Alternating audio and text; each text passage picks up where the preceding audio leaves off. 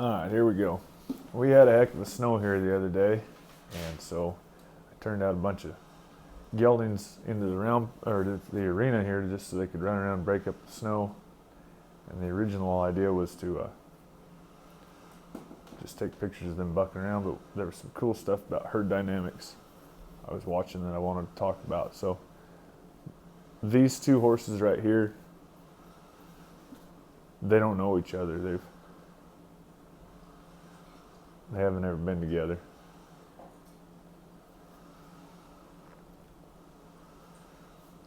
And so they're taking a second to do a little meet and greet. You know, with horses, two horses that have never been together, the first thing they do is try to decide who's the chief. And I always say no horse really wants to be boss, but they know somebody's got to do it. So it's got a lot to do with how athletic something is and how much knowledge something has about any particular place.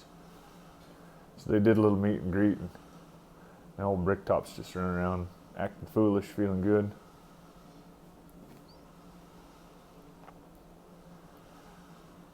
And in the meantime, while these two are fooling around, I'm off to get another horse. I'm going to throw a couple more horses in there with them. But here the two of them are just running around learning about each other. Learning how each one moves. And they kind of fall into sync with each other a little bit. Learning what kinds of games each other likes.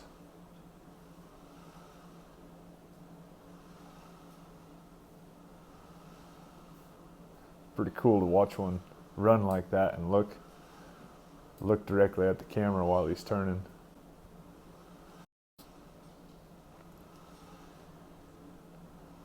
So now we've thrown in third horse. This is Tough, the Dawn. He's the oldest of the horses that are in this video, and he's been around a long time, seen a lot, and in the end, he's not a fighter or a kicker or a biter, but in the end, he always ends up being the lead horse. And an interesting thing about that is the owner of the other sorrel horse had mentioned that in a herd dynamic, that Bricktop horse always ends up being boss. And so just out of curiosity, we got to looking just to see how two horses that were used to being dominant would act. Rick's got a patented eyeball lick maneuver that he does that we didn't get on camera that didn't really work to subdue Tough, and they ended up doing some flank sniffing and some talking to each other and decided they'd just be kind of co-conspirators in this deal. After just a minute of talking, those two paired off on their own. Spent a lot of time licking and playing with each other. Just point out here that this old horse, he's 19. He's changing leads every stride, which is one of the reasons he always ends up being the dominant figure in a herd. It's because the most athletic horse almost always ends up being the most dominant horse.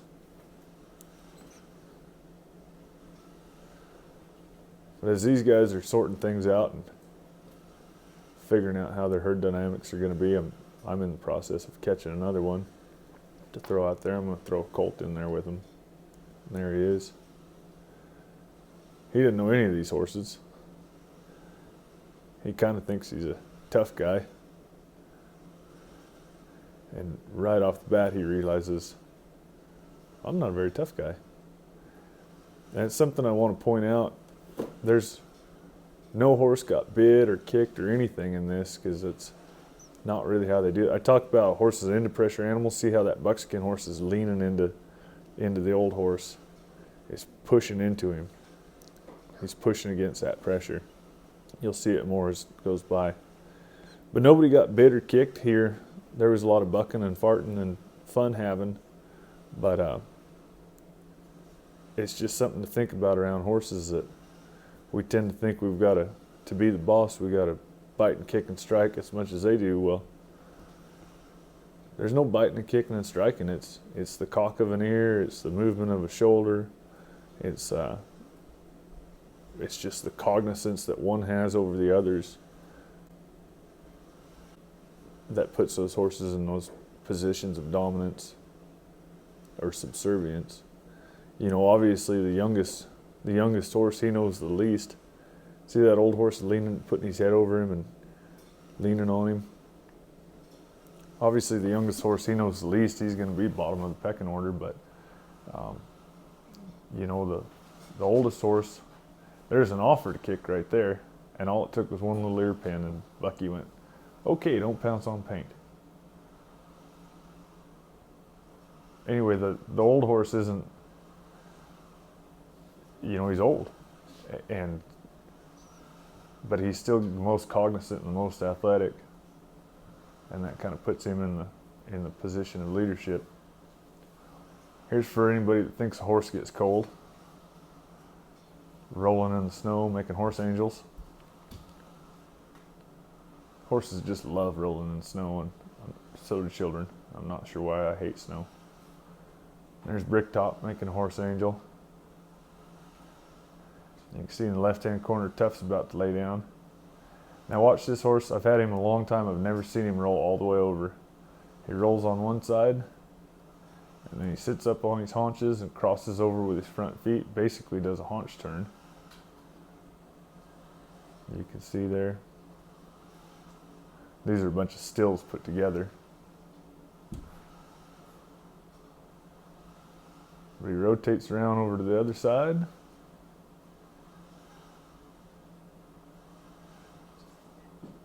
Bricktop tries to screw up the whole deal. Then he lays down and rolls on the other side. I've never seen any other horse do that, but I've never seen this horse roll all the way over. And then for some reason, when he gets up, he doesn't even bother shaking the snow off of himself like the rest of them did. I don't know why. But these are the kinds of things. See, that's all it took was one little squeal and a stomp of his feet to remind Bucky that, hey, you're a kid.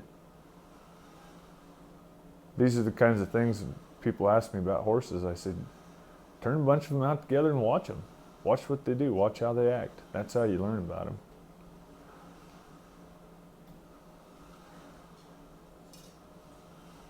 Tough's coming over here to check on Bucky once more and make sure he's got things the way he wants them.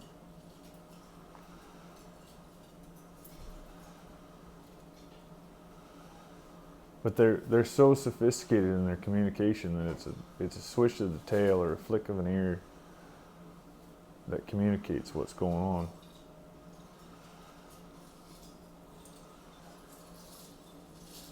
Bucky, he's going to be brave and leave the group a little bit. He's looking for a spot where he can lay down, but he's mentally immature enough he can't ever stay focused long enough to actually get a roll in. He ends up doing other stuff.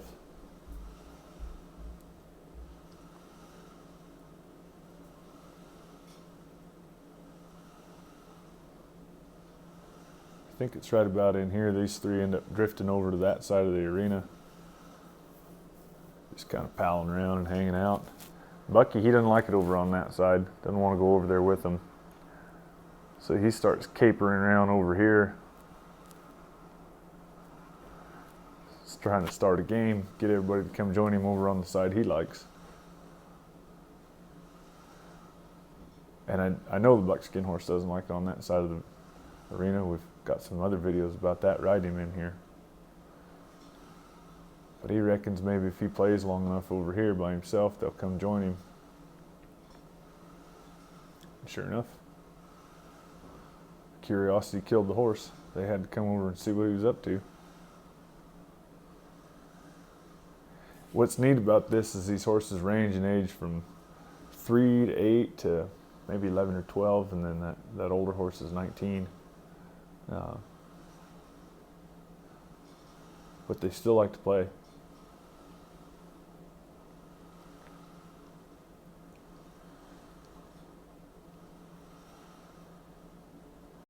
That's the old horse there starting a game. His new best friend Bricktop says, shoot, yeah, I like running too. Let's run.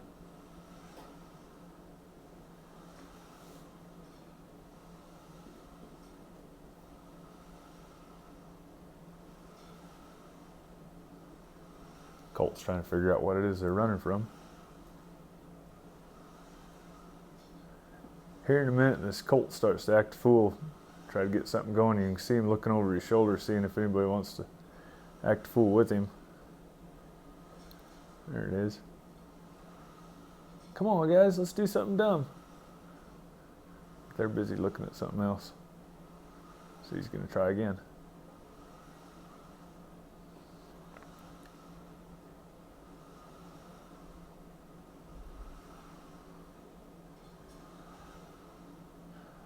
Again, he's trying to start something. And they're busy with something else. Ain't it the way it is when you're young, hanging out with a bunch of oldsters? That's all I have to say about that, I guess. It's a it's a fun little video to watch, and you guys should watch it over and over. Thank you so much to the Patreon crew. You guys are the reason we're able to do this and do the extra things and really do all the YouTube videos too. We wouldn't be able to make it work without you guys. So thank you so much.